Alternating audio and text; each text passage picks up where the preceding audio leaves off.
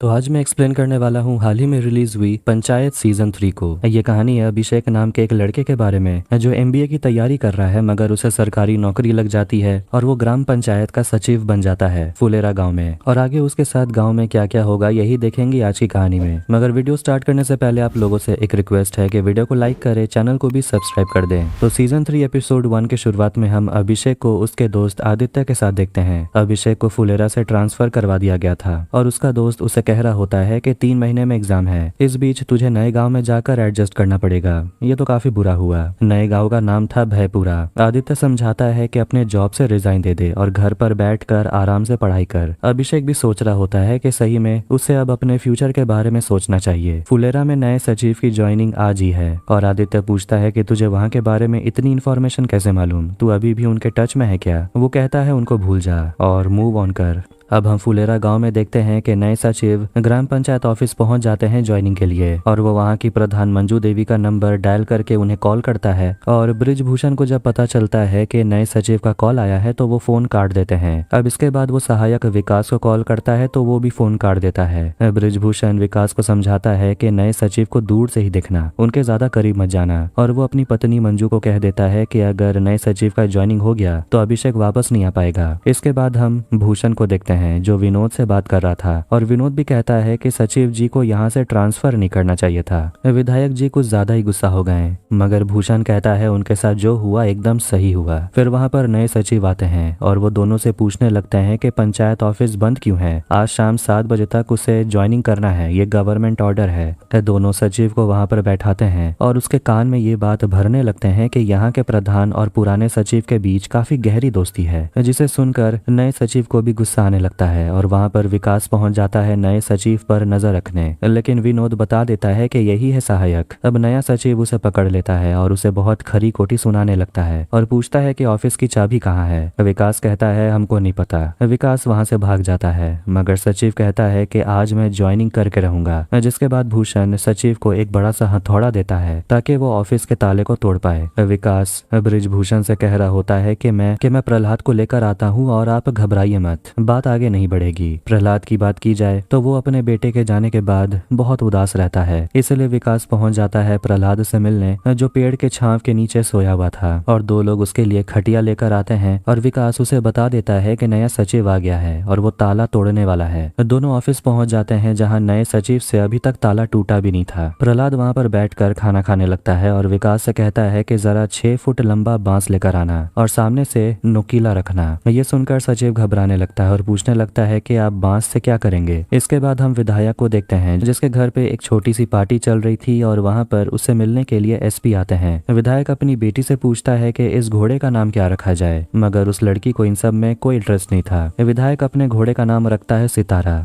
विधायक को भी खबर लग जाती है कि नया सचिव आ गया है जो उसी का आदमी है, लेकिन उसे ऑफिस में घुसने नहीं दिया जा रहा। वो काफी भड़क जाता है, लेकिन उसका आदमी छुट्टन उसे समझाता है कि आपको चिंता करने की जरूरत नहीं, हम लोगों ने डीएम मैडम को खबर कर दिया है। इसके बाद ब्रिजभूषण को डीएम का कॉल आता है जो उसे कहती है कि हमें मंजू देवी से बात करना है और वो मंजू देवी से कहती है कि आप तुरंत ऑफिस आइए। मंजू देवी ऑफिस पहुंचती है तो वो देख रही थी कि वहाँ क्या नौटंकी चल रहा है। फिर वहाँ पर विकास पहुंचता है बांस लेकर और मंजू सचिव से कहती है कि हम डीएम मैडम से मिलने जा रहे हैं और ये सारा मुद्दा वहीं सॉल्व होगा। अभिषेक अपने जॉब से रिजाइन देने के बारे में सोच रहा था कि तभी उसे प्रधान की बेटी रिंकी का कॉल आता है जो उसे खबर कर देती है कि आपकी नौकरी बचाने के लिए यहाँ पर जंग चल रही है। वो उसे मैसेज करने ही वाला था, जिसे देखकर रिंकी एक्साइटेड हो जाती है, लेकिन अभिषेक कोई मैसेज नहीं सेंड करता। मीटिंग के दौरान मंजू देवी डीएम मैडम से कहती है कि एक बार विधायक से बात करे क्योंकि ये जो नया सचिव है वो उसी का आदमी है। डीएम मैडम कहती है वो बहुत बदतमीज आदमी है, मैं उससे बात करने नहीं जाऊंगी। प्रहलाद कह देता है कि अगर विधायक का सचिव ज्वाइन करेगा तो उसका हाथ पैर तो टूटेगा, चाहे इसके लिए मुझे जेल ही क्यों ना जाना पड़े।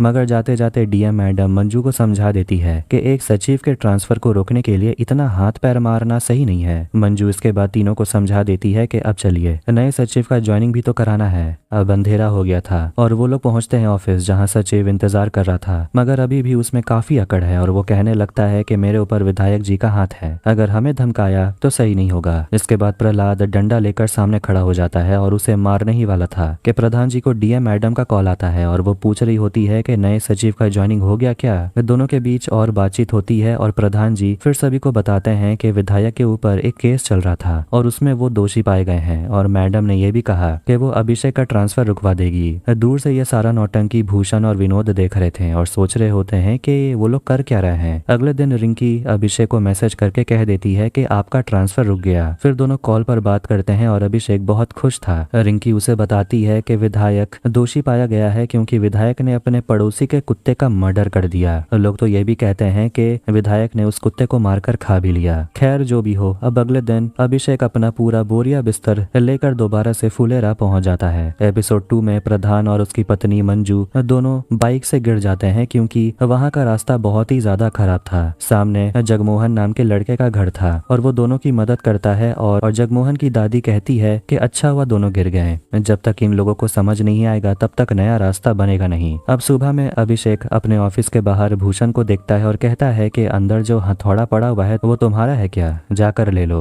वो भूषण को समझा देता है कि भूषण के साथ कोई पर्सनल दुश्मनी नहीं है, वो बस यहाँ काम करने आया है। इसके बाद वो अपने दोस्त से बात कर रहा था और उसका दोस्त भी कह रहा होता है कि आखिर तू फुलेरा दोबारा गया क्यों, मगर वो समझ जाता है कि ये रिंकी का चक्कर है। अब रिंकी ऑफिस पहुंच जाती है अभिषेक को हाय हेलो कहने और दोनों एक दूसरे से बातें करने लगते हैं और मिलने का प्लान बनाते हैं। जैसे ही 1 बजता है विकास अपना काम करके जाने लगता है। अभिषेक उससे कहता है जाते जाते अपना बांस लेकर जाओ। विकास बांस को लेकर ऑफिस के छत में फेंक देता है। आवाज सुनकर अभिषेक भी डर गया था। फिर कुछ देर में ऑफिस में एक बूढ़ी औरत आती है, वही जगमोहन की दादी, और वो प्रधान और उसकी पत्नी से नफरत करती है और वो बहुत रो रही थी, इसीलिए अभिषेक उसे अंदर बुलाता है और उसके लिए पानी लाता है, वो भी बोतल में। वो औरत कहती है लोटा लाने। खैर पानी पीने के बाद वो औरत कहने लगती है कि उसका पोता जगमोहन और उसकी पत्नी दोनों ने मिलकर उसे घर से बाहर निकाल दिया और अब वो कहाँ रहेगी उसे नहीं पता। वो अभिषेक से मदद मांगती है और कहती है कि प्रधानमंत्री गरीब आवास योजना में एक मकान उसे दिला देने।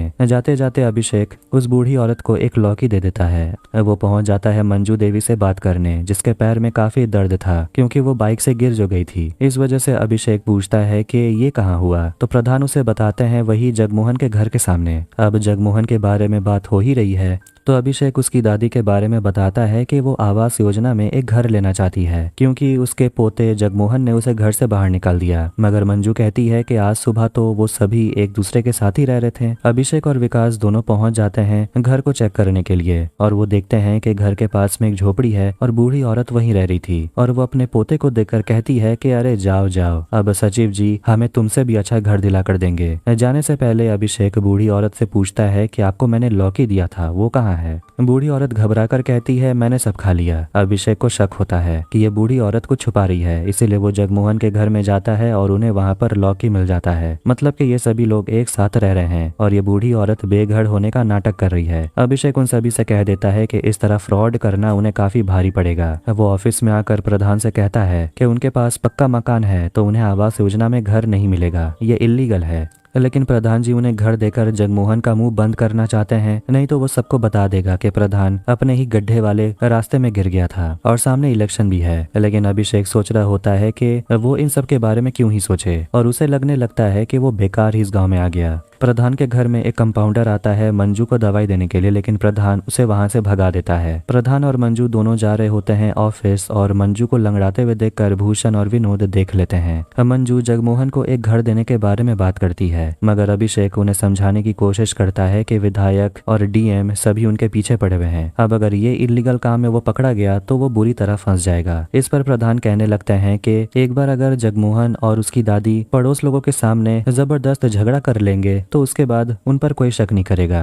अभिषेक सोचने लगता है कि यार बड़ी गलती हो गई यहाँ कर। अब अभिषेक जगमोहन को जाकर समझा देता है कि उसे करना क्या है, मगर वो कहता है कि वो अपनी दादी पर चिल्ला नहीं सकता। अभिषेक उसे कहता है तो फिर सड़ो ऐसे ही घर पे। बूढ़ी औरत बहुत स्मार्ट है और कहती है अपने पोते से कि मैं मैनेज कर लूंगी, तू मुझे धक्के मार के घर से बाहर निकाल देना और मैं ऐसे चिल्लाऊंगी कि पूरे गाँव का कान फट जाएगा। और वो अभिषेक से पूछती है उसके बाद तो मुझे घर मिल जाएगा। अभिषेक शॉक्ड। अब इसके बाद जगमोहन और उसकी दादी दादी का ड्रामा शुरू हो जाता है और आस पड़ोस के लोग आकर झगड़ा देखने लगते हैं। लेकिन जगमोहन अपनी दादी को झोपड़ी में सोते हुए देखकर उसे बहुत बुरा लगता है। अगले दिन अभिषेक उस बूढ़ी औरत के लिए आवास योजना फॉर्म फिलअप कर देता है। अंधेरा हो गया था और तभी रिंकी आ जाती है अभिषेक से मिलने और दोनों टंकी के ऊपर बैठकर चाय पीने वाले थे कि तभी प्रहलाद, जो पूरे दिन गायब था, देखते हैं कि वो टंकी के ऊपर था। अभिषेक उसे संभालता है और प्रधान और विकास भी वहां पहुंच जाते हैं और प्रहलाद से पूछते हैं कि ये तूने अपनी क्या हालत बना रखी है। प्रहलाद अपने घर नहीं जाता क्योंकि वहां उसे अब मन ही नहीं लगता, इसलिए प्रधान उसे अपने घर ले आते हैं और प्रहलाद की ऐसी हालत देखकर मंजू उन लोगों को डांटती है कि इसका थोड़ा ख्याल रखने, नहीं तो ये कुछ गलत कर बैठेगा। और वो विकास से कहती है कि टंकी की सीढ़ियों पर ताला लगा देने ताकि कोई ऊपर न जाए।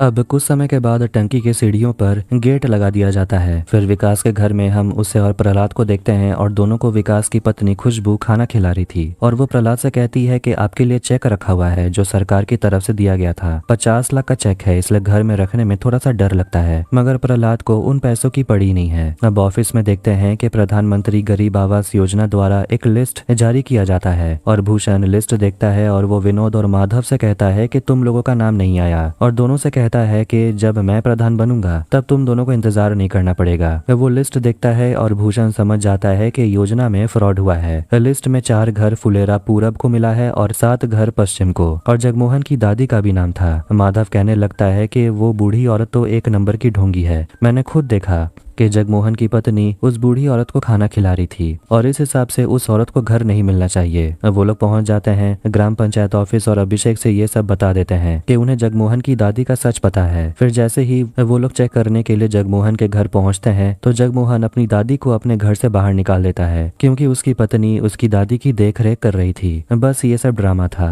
भूषण को यकीन दिलाने के लिए कि जगमोहन अभी भी अपनी दादी से नफरत करता है। वो तीनों उस बूढ़ी औरत से मिलते हैं और बूढ़ी औरत की हालत देखकर उन्हें भी काफी तरस आता है, मगर भूषण कहता है कि हम कंपाउंडर को बुला कर लाते हैं, आपकी हालत ठीक नहीं लग रही। लेकिन वो बूढ़ी औरत अपना सिर पकड़ लेती है। अब जगमोहन इन सब के बारे में बताने के लिए अभिषेक को कॉल करता है और अभिषेक इन सब से बहुत परेशान हो गया था। प्रहलाद प्रधान से कहने लगता है कि आप एक झूठ को छुपाने के लिए दूसरा झूठ बोल रहे हैं। बेचारे इसमें सचिव जी फंस गए। कंपाउंडर उस बूढ़ी औरत को चेक करता है और उसे कुछ भी समझ नहीं आता और सोचने लगता है कि शायद इन्हें गैस की प्रॉब्लम है और वो उन्हें गैस की दवाई दे देता है। रात होते ही उस बूढ़ी औरत को सच में बुखार आ जाता है और जगमोहन अभिषेक से मदद मांगता है और वो लोग दोबारा से उस कंपाउंडर को नहीं दिखाने वाले। अभिषेक और प्रहलाद जगमोहन और उसकी दादी को लेकर तुरंत डॉक्टर के पास जाते हैं फकौली बाजार में, और अपनी दादी की हालत को देखकर जगमोहन काफी उदास हो गया था। उसकी दादी को वहीं पर रखा जाएगा और जगमोहन को खर्चे के बारे में टेंशन होने लगती है तो प्रहलाद कहता है कि मैं तुझे पैसे दे दूंगा, चिंता मत कर। अब सुबह होते ही वो बूढ़ी औरत दोबारा से अपने झोपड़ी में जाकर सो जाती है। जगमोहन को काफी पछतावा हो रहा था कि बस एक घर के चलते उन्हें कितनी तकलीफ उठानी पड़ रही है। वो प्रहलाद से मदद मांगता है और कहने लगता है कि उसे आवास योजना में घर नहीं चाहिए, घर मिल भी गया तो उसकी पूरी जिंदगी वो अपनी दादी के बिना काटेगा। प्रहलाद जगमोहन की दादी को अपने घर लेकर आता है और प्रहलाद के घर के हालत को देखकर ऐसा लगता है जैसे महीनों से वहाँ कोई गया ही ना हो, क्योंकि अपने बेटे को खोने के बाद प्रहलाद अपने घर पे आता ही नहीं था। वहाँ वो बुरी औरत पूछने लगती है कि तुम हमें यहाँ क्यों लाए हो। प्रहलाद बताता है ये दिखाने के लिए कि खाली घर कैसा लगता है, आपके पास परिवार है। मगर वो औरत कहती है मरने से पहले अपने पोते के लिए कुछ करना चाहती हूँ। प्रहलाद उन्हें समझाता है कि जब तक समय है अपने परिवार के साथ रहिए। कुछ समय के बाद वो औरत प्रहलाद के घर में झाड़ू मारने लगती है, लेकिन प्रहलाद झाड़ू लेकर अपने घर को साफ करने लगता है। अब आखिर में जगमोहन की दादी वापस अपने घर लौट आती है और अपने परिवार के पास रहने लगती है। झगड़ा तो खत्म हो गया था तो भूषण और विनोद अभिषेक से पूछते हैं कि अब यह बूढ़ी अम्मा वाला घर किसको मिलेगा। भूषण कहता है कुछ भी हो अम्मा वाला घर किसी पूरब वाले को ही मिलना चाहिए। अभिषेक अब प्रधान को समझा रहा होता है कि जगमोहन वाला बखेड़ा सड़क के वजह से पैदा हुआ था। अगर आप लोग सड़क को बनवा ही नहीं सकते तो लोगों को बता दीजिए। पंचायत ऑफिस में मीटिंग बैठती है और इसी टॉपिक पर बात करने के लिए वहाँ पर भूषण पहुंच जाता है और वो काफी नाराज था कि जगमोहन की दादी को जो घर दिया गया वो पश्चिम फुलेरा को दे दिया गया था। वो बताता है कि आवास योजना में 12 घर फुलेरा को दिए गए थे, 7 घर पश्चिम फुलेरा को और 4 घर फुलेरा पूरब को। जगमोहन की दादी वाला घर रद्द कर दिया गया और कायदे के हिसाब से वो घर पूरब में किसी को मिलना चाहिए था, लेकिन वो मिला अनिल नाम के आदमी को जो रहता है पश्चिम में, जो कि पूरी तरीके से गलत है। प्रधान पश्चिम से है, इसीलिए वो अपने ही लोगों में घर बांट रहे हैं। भूषण फ्रस्ट्रेट हो गया था क्योंकि प्रधान जी कोई काम ही नहीं करते, ना ही गाँव में सड़क बनाते हैं। मंजू कहती है विधायक तो जेल में है तो हम पैसे किसे मांगेंगे। भूषण कहता है कि वो जेल से छूट गए हैं, पर अभी इलेक्शन में उसकी पत्नी विधायक बनेगी।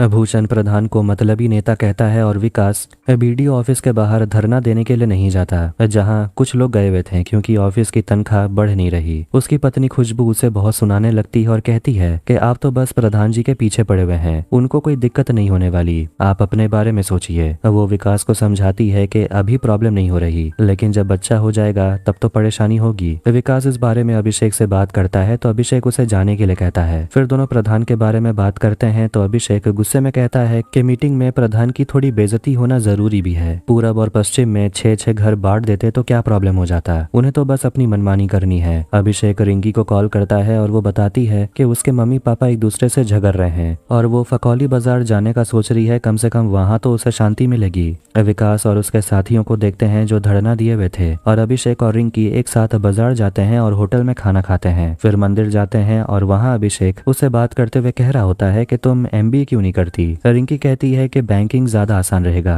अभिषेक समझाता है कि आसान तो कुछ भी नहीं होता। अब रिंकी अपने करियर को लेकर काफी सीरियस थी और अभिषेक उसे समझाता है कि तुम MBA ही क्यों नहीं करती, वैसे तुम्हारा 12th में मैथ्स में कितना आया था। वो कहती है 42, जो कि बहुत ही कम है। अब हम विनोद, माधव और भूषण को देखते हैं जो MLA से मिलने के लिए जाने वाले थे, जो जेल से छूट गए हैं। फिर भूषण की पत्नी भी तैयार होकर आ जाती है जो प्रधान बनने का सपना देख रही है। वो लोग विधायक के घर पहुंच जाते हैं लेकिन उन्हें अंदर जाने नहीं दिया जाता, मगर भूषण और उसकी पत्नी छुट्टन से कहने लगते हैं कि आपको गुस्सा करना है, नफरत करना है तो प्रधान से करिए, हम तो विधायक के दोस्त हैं, हम उनकी मदद करने के लिए यहाँ आए हैं ताकि वो बदला ले सकें। इसके बाद वो लोग विधायक से मिलते हैं और भूषण कहने लगता है कि हम चाहते हैं कि आपके और फुलेरा के बीच शांति समझौता हो जाए और वहाँ पक्की सड़कें बना दी जाएं। विधायक कहने लगता है कि इन सब से मेरा क्या फायदा होगा। भूषण कहता है बदला, आप अपनी बेइज्जती का बदला ले पाइएगा। विधायक उनका साथ देने के लिए मान जाते हैं और विकास समझ गया था कि धरना देने से सैलरी बढ़ने वाला नहीं है। अभिषेक उसे समझाता है कि कोई और रास्ता ढूंढ ले ताकि इनकम थोड़ा सा और बढ़ पाए। फिर वहाँ पर प्रहलाद आता है जो उन लोगों से प्रधान जी के बारे में पूछता है कि आखिर वो दिखाई क्यों नहीं दे रहे हैं। मीटिंग में बेइज्जती होने के बाद प्रधान मुंह लटकाए घर में बैठे हुए थे। अब रात के समय चारों की महफिल बैठती है लेकिन महफिल में मजा नहीं था। प्रहलाद आवास योजना में जो गलती हुई उसके बारे में बात करता है, मगर प्रधान सीधे गलती मानने से इनकार ही कर देते हैं जो सही में उनसे हुई है। प्रधान कहते हैं कि सरकारी पैसों से सड़क बना लेंगे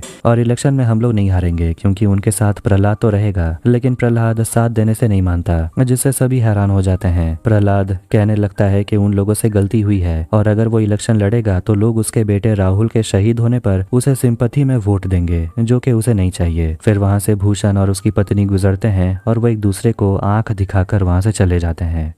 भूषण भी ये जानकर काफी खुश हो जाता है कि प्रहलाद ये इलेक्शन नहीं लड़ने वाला। अब वो मीटिंग रखवाना चाहता है, जिस बात पर प्रधान जी काफी गुस्सा हो जाते हैं और चिल्लाने लगते हैं कि वो है कौन जो मीटिंग रखवाना चाहता है, हम उसकी बात माने ही क्यों। मंजू भी कह देती है कि अब तक आपके मन में जो आया आप लोगों ने वही किया, क्या फायदा हुआ, इसलिए एक बार सर झुकाकर अपना काम कर लेते हैं क्योंकि और कोई रास्ता नहीं है। अब हम मीटिंग में देखते हैं कि भूषण प्रधान से कहने लगता है कि विधायक के साथ शांति समझौता कर लेने, मगर प्रधान समझाता है कि वो आदमी फुलेरा में रास्ता बनने नहीं देगा। भूषण और उसकी पत्नी कहने लगते हैं कि विधायक सब कुछ पहले जैसा करना चाहते हैं, अगर वो राजी है तो हम क्यों नहीं। अभिषेक को बताया जाता है कि विधायक शांति समझौता में सफेद कबूतर उड़ाना चाहते हैं। वो सोचने लगता है कि अब ये सफेद कबूतर कहाँ मिलेगा। अभिषेक को ये सब कुछ ठीक ही लगता है और कहता है कि विधायक को शांति समझौता करने देते हैं और वो प्रहलाद के बेटे राहुल को माला अर्पण भी कर देगा और लास्ट में हम प्रधान के घर पे उन्हें लंच करा देंगे और उसके बाद ऑफिस में मीटिंग रखवाई जाएगी और विधायक और वार्ड मेंबर के बीच सड़क बनवाने को लेकर।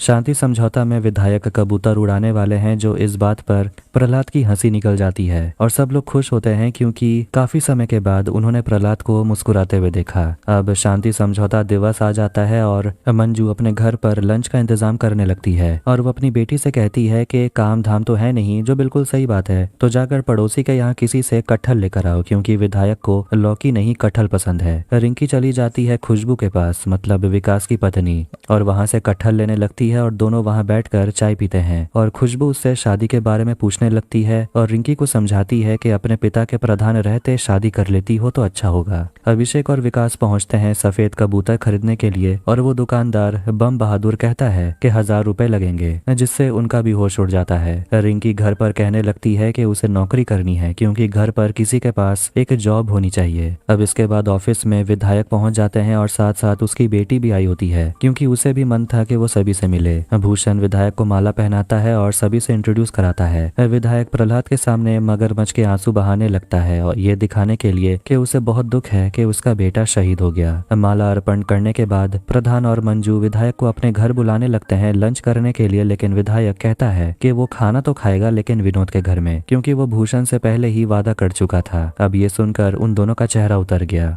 विधायक विनोद के घर पहुंचते हैं तो विनोद और माधव ने मिलकर विधायक के लिए मटन बनाया था। ये देखकर विधायक घबरा जाता है और सभी को कहता है अपना कैमरा बंद करने, क्योंकि विधायक ने कोर्ट में कह दिया था कि वो अब से नॉनवेज नहीं खाएगा। लेकिन मटन देखकर विधायक खुद को रोक नहीं पाता और मटन खाने लगता है। लंच करने के बाद विधायक मीटिंग करने के लिए पहुंच जाते हैं और थोड़ा बहुत ड्रामा होने के बाद विधायक भूषण और उसकी पत्नी और विनोद और माधव का शुक्रिया अदा करते हैं और कहते हैं कि ग्राम पंचायत ऑफिस में इन लोगों के लिए भी 4 कुर्सी होनी चाहिए, जिससे प्रधान गुस्से में आ जाते हैं और विधायक वादा करते हैं कि जब वो इलेक्शन के बाद दोबारा से विधायक बन जाएगा या अगर उसकी पत्नी विधायक बन जाएगी तो सबसे पहला काम वो फुलेरा गांव में एक पक्का सड़क बनाएगा। इसके बाद कबूतर उड़ाने का समय आता है तो सफेद कबूतर मिला नहीं था तो काले से ही काम चलाना पड़ेगा। खैर, विधायक अपने साथ भूषण को भी खड़े होने के लिए कहते हैं और दोनों मिलकर कबूतर को उड़ा देते हैं और ये प्रार्थना करते हैं कि फुलेरा गांव में सब कुछ सही हो। लेकिन कबूतर को कस के पकड़ने की वजह से वो कबूतर उड़ता नहीं और मर जाता है, जिसे देखकर बम बहादुर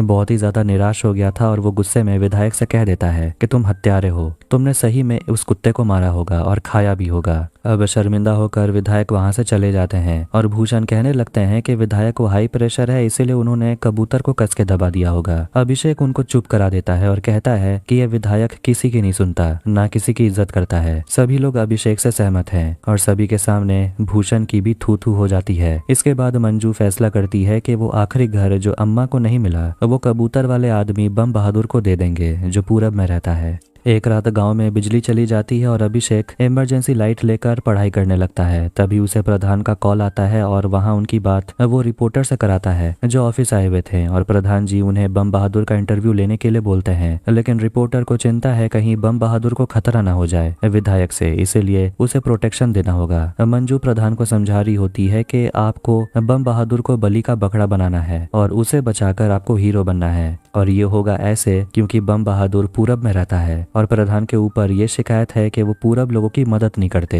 अब वहाँ पर बिजली आ जाती है और प्रधान अपनी पत्नी से पूछता है कि लगता है कुछ ज्यादा ही बादाम खा रही हो, स्मार्ट हो गई हो। अब रात के समय बम बहादुर का इंटरव्यू लिया जाता है और सुबह होते ही विधायक देखते हैं कि उस वीडियो में 52,000 व्यूज आ चुके थे। विधायक को काफी गुस्सा आता है और वो भूषण से कहता है कि बम बहादुर को बोलो हमसे माफी मांगे। वो लोग विधायक को समझाते हैं कि इसी गुस्से का इस्तेमाल करके प्रधान सभी को इकट्ठा कर रहा है। विधायक को फर्क नहीं पड़ता और वो उन तीनों को धमकाता है कि अगर बम बहादुर माफी नहीं मांगता है तो वो लोग तो जानते ही हैं कि विधायक किस तरह का इंसान है। सुबह के समय अभिषेक नहाने जाने वाला था तभी वहां पर रिंकी पहुंच जाती है और ये देखकर अभिषेक भागते हुए अंदर आकर कपड़े पहनता है और रिंकी वहां आ गई थी MBA की किताबें लेने के लिए और कैट के मोटे मोटे किताबें देखकर उसका दिमाग खराब हो गया था। रिंकी पढ़ाई स्टार्ट कर देती है लेकिन उसके मम्मी पापा बस उसके आगे पीछे घूमते रहते हैं। मंजू अपनी बेटी को दूध पीने के लिए देती है लेकिन वो नहीं पीना चाहती तो प्रधान पी जाता है। अभिषेक, विकास, प्रहलाद और प्रधान बम बहादुर को ग्राम पंचायत ऑफिस में ले आते हैं और वहीं रहने को बोलते हैं क्योंकि उसे विधायक से खतरा हो सकता है। और विकास अभिषेक से पूछता है आपके पास कोई हथियार है इमरजेंसी के लिए? अभिषेक ना कहता है।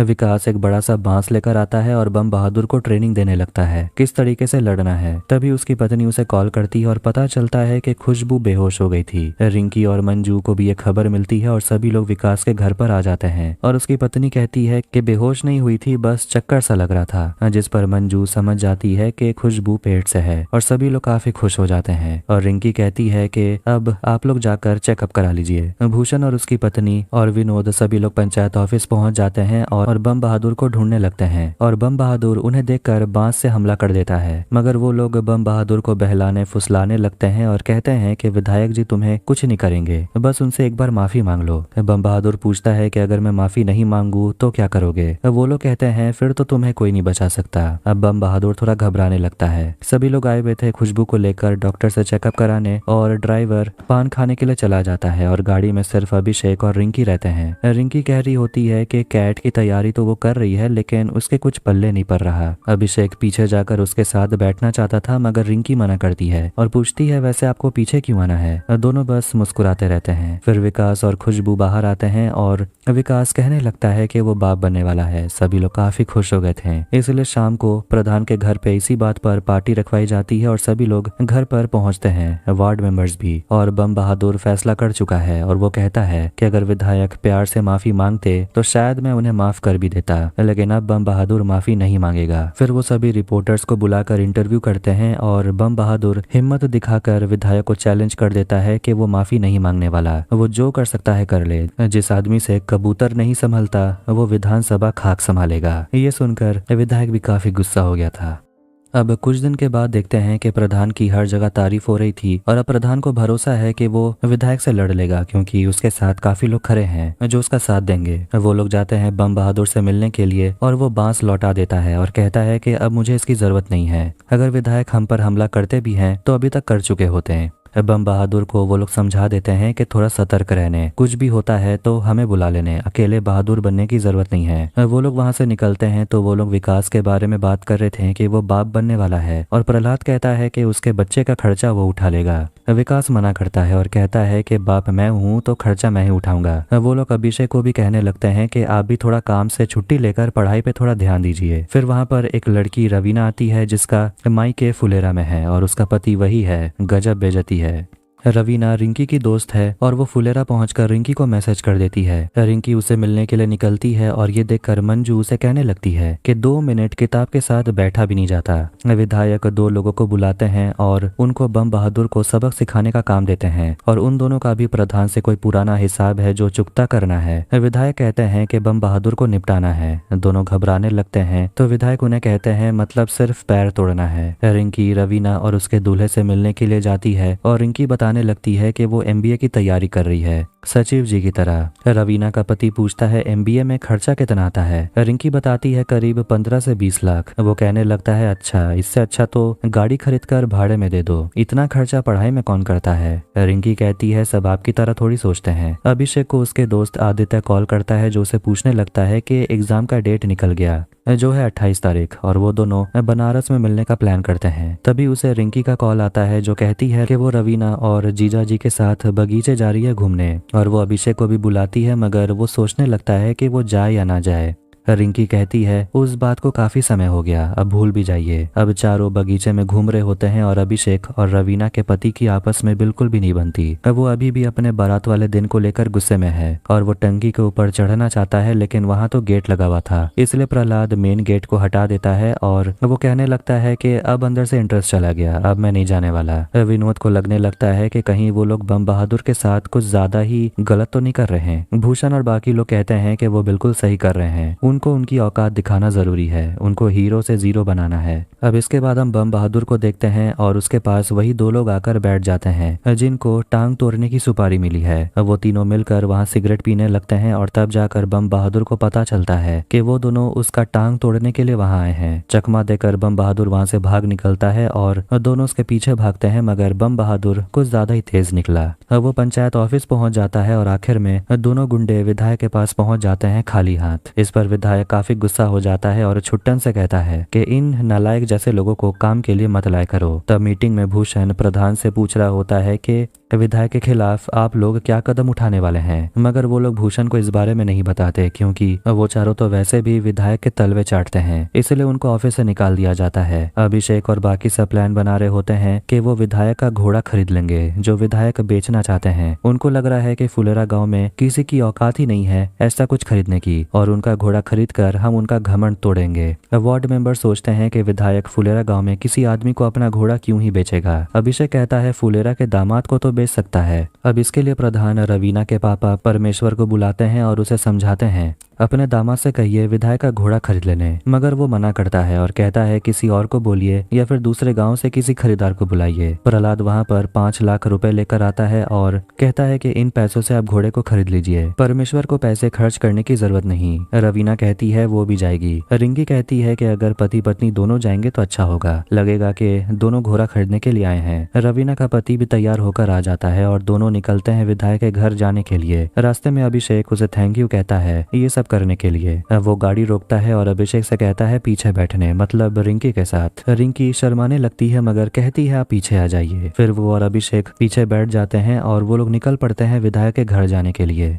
विधायक के पास घोड़ा खरीदने के लिए सिर्फ रवीना और उसका पति ही जाते हैं और विधायक के आदमी छोटन को पैसे दे देते हैं और वो बड़े ही ताव से उसे कहता है कि अगर ज्यादा पड़ जाए तो उसकी मिठाई खा लेना। विधायक आखिरी बार अपने घोड़े सितारा को गले लगाता है और वो काफी रो रहा था और वो दोनों से कहता है कि अपने बच्चे की तरह इसकी देखभाल करिएगा। अब वो दोनों घोड़े को लेकर गांव पहुंच जाते हैं और सभी लोग बहुत ज्यादा खुश हो गए थे। सबकी खुशी देखकर भूषण को रहा नहीं जाता और वो छुट्टन को फोन करता है और पूछता है कि ये क्या अनर्थ हो गया। विधायक को सारा सच पता चल जाता है कि कैसे फुलेरा के प्रधान और बाकियों ने मिलकर उसे धोखा दिया और धोखे से उसके घोड़े को खरीद लिया। वो बंदूक लेकर गांव की तरफ निकलता है, लेकिन भूषण और विनोद सभी हाथ जोड़कर उसे कहते हैं कि खून खराबा से किसी का भला कभी नहीं हुआ। लेकिन विधायक उन पर ही काफी गुस्सा हो जाते हैं और कहने लगते हैं कि जब वो सभी हमारा घोड़ा लेकर गए थे तो तुम लोग क्या कर रहे थे। वो उन लोगों को धमकाता है कि अगर 3 बजे से पहले मेरा घोड़ा मुझे नहीं मिला तो तुम लोग नहीं बचोगे। अब वो लोग पहुंच जाते हैं पंचायत ऑफिस और सभी को बता देते हैं कि विधायक मार काट पर उतर आए हैं, इसलिए उन्हें घोड़ा लौटा देना चाहिए। अभिषेक वहां पर सभी से पूछता है आखिरी बार कि घोड़ा लौटा देना चाहिए या लड़ाई करना चाहिए।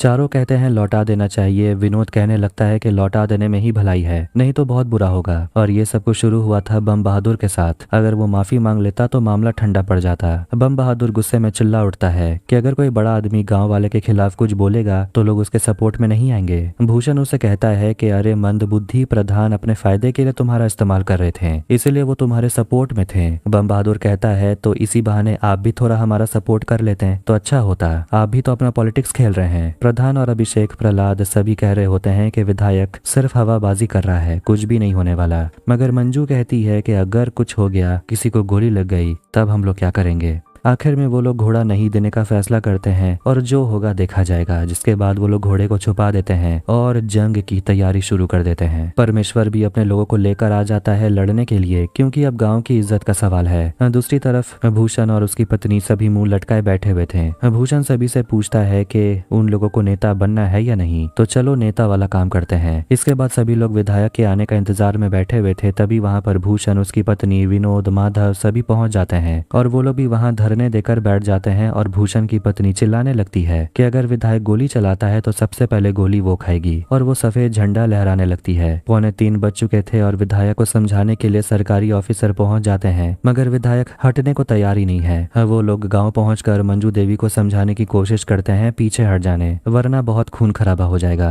मगर मंजू कहती है हम लोग तो सिर्फ अपना बचाव कर रहे हैं और कुछ नहीं। वो लोग पूछते हैं घोड़ा कहाँ है। मंजू कहती है हमें कुछ नहीं पता। 3 बजते ही विधायक पहुंच जाता है अपनी सेना को लेकर, जिसके बाद दोनों तरफ के लोग एक दूसरे पर आक्रमण करने के लिए तैयार हो जाते हैं। लेकिन तभी सरकारी अफसर, उसे डीएम मैडम का कॉल आता है, जो विधायक की बात एक पार्लियामेंट मेंबर से कराती है, जो विधायक को समझाने लगता है कि अपनी चमड़ी को मोटी करो वरना फुलेरा में ही फंस के रह जाओगे। वो विधायक को समझाता है राजनीति पहलवान की तरह नहीं, शतरंज की तरह खेली जाती है। विधायक फोन रखने के बाद हवा में फायरिंग करता है और वहां से अपने लोगों को लेकर चला जाता है, जिससे गांव वाले खुशी में चिल्लाने लगते हैं। अब कहानी जाती है 15 दिन के बाद और हम देखते हैं कि अभिषेक एग्जाम देने के लिए निकलने वाला था, मगर जाने से पहले वो घोड़े को खाना खिलाता है और सभी लोग अभिषेक को मोटिवेट करने लगते हैं कि इस बार उसका सिलेक्शन हो जाएगा। अभिषेक अपने बस के आने का इंतजार कर रहा था और सभी एक साथ बैठकर वहां बातें करते हैं और विकास पूछता है तो MBA के बाद आपका क्या प्लान है। अभिषेक कहने लगता है वही 2 साल पढ़ाई, फिर नौकरी, फिर शादी, वही पुरानी कहानी। प्रहलाद यहाँ कहने लगता है कि वो अपने पैसों से और घोड़े खरीदना चाहता है। खैर अब थोड़ी देर में में वहां बस पहुंच जाती है, लेकिन तभी वहां पर दो लोग पहुंचते हैं जो शूटर होते हैं और उन चारों पर गोली चलाने लगते हैं। वो चारों जान बचाकर इधर उधर छुप जाते हैं और शूटर के जाने के बाद अभिषेक जल्दी जल्दी बस पर चढ़ जाता है और बाकी तीनों उल्टे पैर गांव की तरफ भागते हैं क्योंकि वो शूटर वापस आ रहे थे। आखिर में प्रधान, प्रहलाद और विकास पकड़े जाते हैं और विकास को अभिषेक का कॉल आता है, मगर विकास अभिषेक को झूठ बोल देता है कि वो तीनों सही सलामत हैं, लेकिन वो शूटर प्रधान पर गोली चला देता है। अगले सीन में हम देखते हैं कि प्रधान को हॉस्पिटल में एडमिट कराया जाता है और अभिषेक अपने दोस्त आदित्य के साथ भागते हुए हॉस्पिटल पहुंचता है। प्रधान जी की हालत क्रिटिकल है और प्रहलाद काफी गुस्से में था और कहता है कि वो बदला जरूर लेगा, लेकिन सही समय आने पर। अभिषेक अपने दोस्त के साथ वापस गाँव जा रहा था तो रास्ते में विधायक उससे मिलता है। अभिषेक उन पर चिल्लाता है, मगर विधायक उनसे कहता है कि हमने गोली नहीं चलवाई,